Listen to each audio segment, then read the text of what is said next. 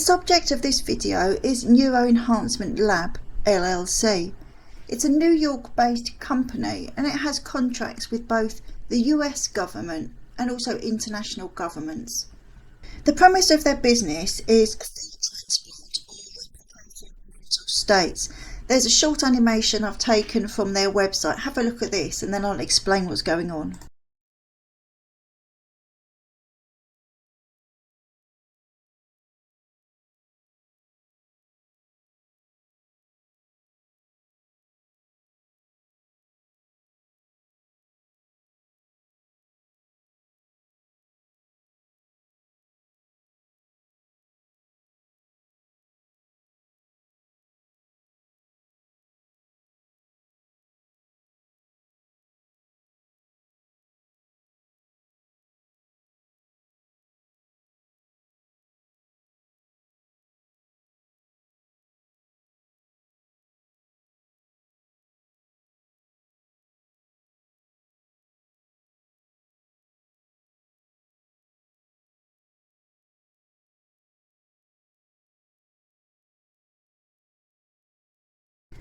Our brainwaves change according to what we feel, see, hear.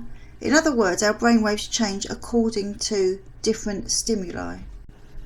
On the screen we have a donor and a recipient. Well, let's say the recipient is depressed and the donor is in a normal state of happiness. And we want the recipient to feel the same way as the donor. Neuroenhancement Lab has come up with a way to do this. The donor's EEG readings, they translate that into a readable waveform and they put that waveform into the brain of the recipient. So we have both donor and recipient in the same mental state. You can see that the donor is wearing an EEG cap, and this is just like the EEG cap you or I would wear if we were having an EEG. But the recipient has a cap that says TES, and that stands for transcranial electrical stimulation. So an artificial stimulation to the brain via an electrical current. This is known as neurostimulation. This reminded me of the CIA's attempt to mind control the dog. They implanted electrodes into the dog's brain with direct current. It didn't work out. The dogs were never used in field operations, but that was the method they used to try to mind control dogs. These types of brain manipulations, the CIA one and the Neuroenhancement Lab ones, they come under the umbrella term of neuromodulation. What you see on the screen now is a very short article by a group of neuroscientists, and this is what they say about neuromodulation in the future. This is 5 to 10 years and the article was written in 2020. In 5 to 10 years, it will involve an integration of adaptive network neuromodulation with predictive artificial intelligence, automatically adjusted by brain and external sensors and controlled via cloud-based applications. The components will be introduced in a phased approach, culminating in a fully autonomous brain stimulator cloud interface.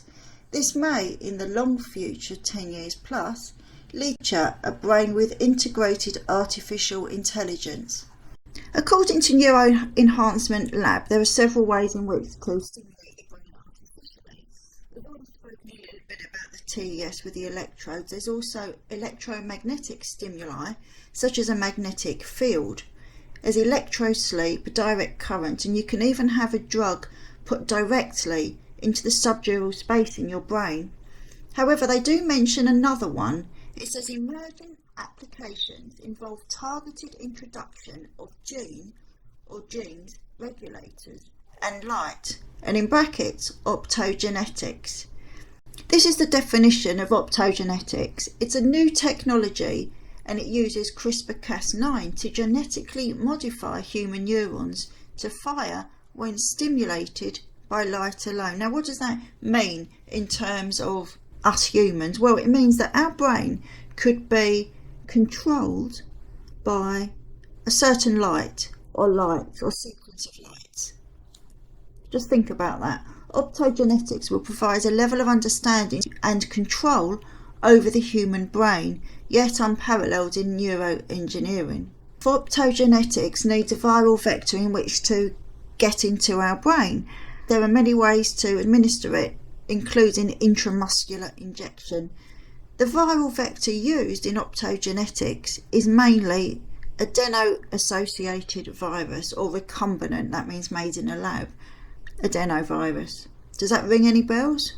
I could talk about optogenetics and mind control for hours, but instead I'll just leave you the list of my searches, and I'll leave you a few pages of the main document I used to get my information. However, the video isn't finished. There's one more thing I want to show you regarding Neuroenhancement Lab, the company with contracts with our governments. Have you heard of coronasomnia? Well, I hadn't. Coronasomnia is whereby you can't sleep because of stress induced by the pandemic. Studies have shown that there's a direct link between the lack of sleep and reduced immunity, and that's the basis upon which Neuroenhancement Lab have based their coronasomnia patent.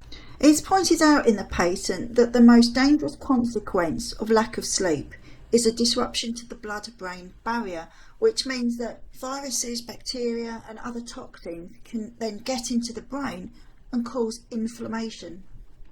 You might think to break the insomnia cycle you should take sleeping tablets, and yes, they do put you to sleep, but they miss out the part that gives you a good sleep, and that's called slow wave sleep. So you go from awake to deep sleep without feeling like you're refreshed when you wake up.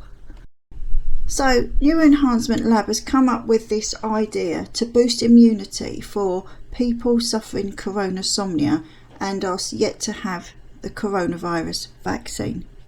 And this is how it will be done.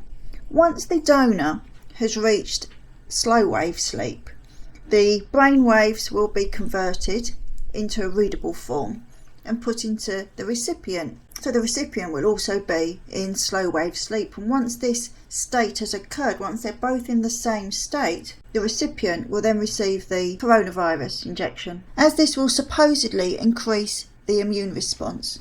However, if we look at the claims section on the coronasomnia patent, we can see that the TES cap, the one that you can see on the recipient's head, is not the only method that may be used to transfer mental states.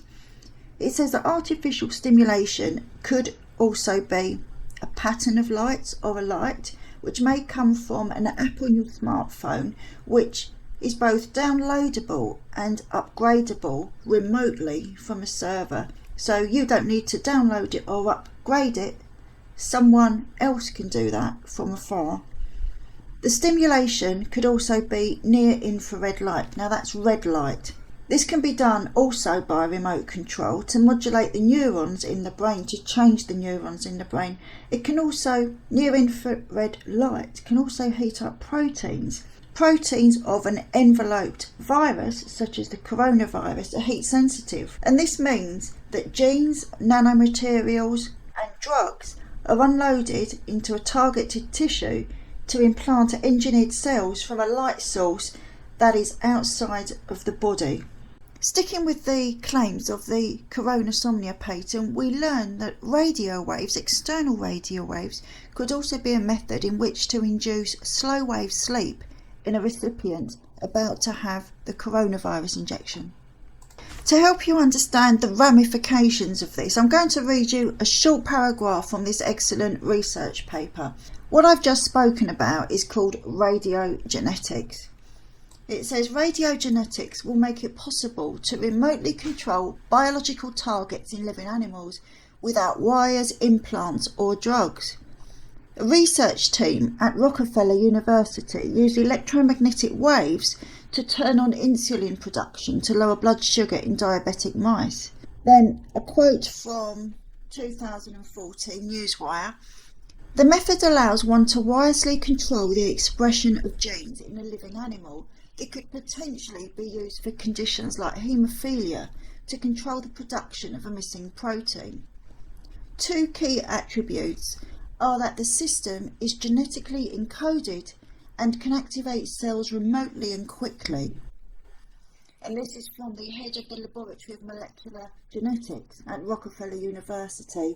We are now exploring whether the method can also be used to control neural activity as a means for non-invasively modulating the activity of neural circuits. Neuroenhancement Lab also says that aural stimulation, so stimulation by sound, can induce slow wave sleep, and this can be done via your own earbuds. Let's think about the coronasomnia invention as a whole. Neuroenhancement Lab have invented this supposedly to boost the immunity of someone having the coronavirus vaccine, which to me sounds rather impractical in the real world. You would have to go to a facility, you'd have to pay the cost, I would presume, to hire the room, the equipment, the technician. I think the donors' waves would probably be pre-recorded, but I don't think they would get into your brain via a cap. It would be much more practical to have music piped in shopping centres, but I don't think that would be to put us into slow wave sleep, because we'd all be walking around in semi-consciousness. Our brains could change according to the frequency of light, such as speed lightning, and we could have our brains altered by radio frequencies, which I think is the most likely outcome. It can target lots of people at once, it's silent, you don't know what's happening, and you could become more compliant to an understanding and accept the fact that coronavirus, COVID-19, is a fact and it's dangerous. It could make you more receptive to having the vaccine. So remembering Neuroenhancement Lab has live contracts with the American government and other international governments. I don't know what those international governments are because I can't find that out. But I think this invention is incredibly useful to governments, but I don't think it's to boost the immunity of somebody having the coronavirus vaccine.